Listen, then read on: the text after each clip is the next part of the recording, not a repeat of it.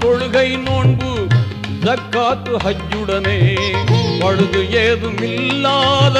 பண்பான வாழ்க்கை முறை கலிமா தொழுகை நோன்பு ஜக்காத்து ஹஜ்ஜுடனே பழுது ஏதும் இல்லாத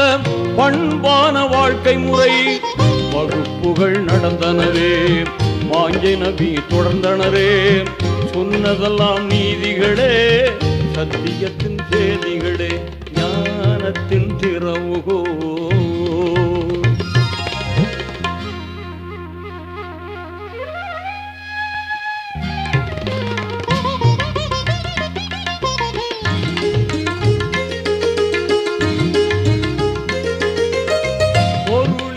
அரசியலில் புதுமை விஞ்ஞானமதில்